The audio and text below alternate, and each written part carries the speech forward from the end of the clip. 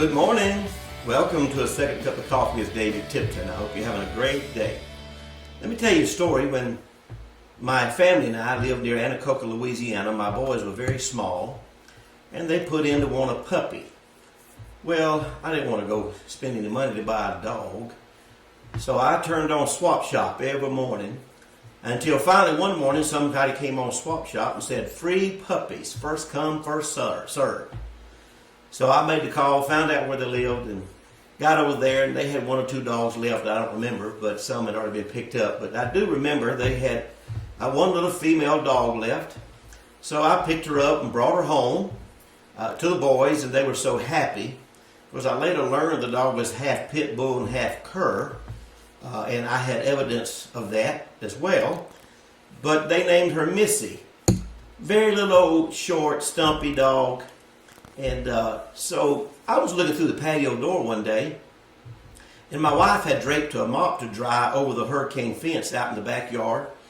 And I looked, and Missy was jumping up off the ground, trying to jump way high to get that hanging mop.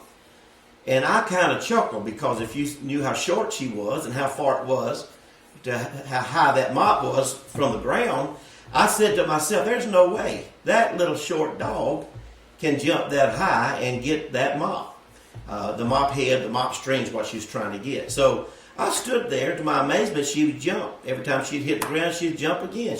And every time she would jump a little higher.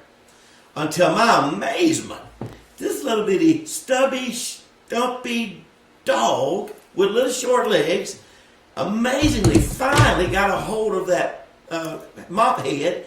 And it was so humorous to see her hanging in midair, 2 or 3 feet off the ground, just latched onto that mop handle or mop head. Well, I went out there and grabbed the handle of the mop and began to swing it around and around. And Missy would not let go. She held onto that thing until finally the mop head came off. Her and the mop head hit the ground, but when she hit the ground, she still had that mop head in her mouth, shaking it everywhere. So here's my word for you today. Hold on. Don't give up.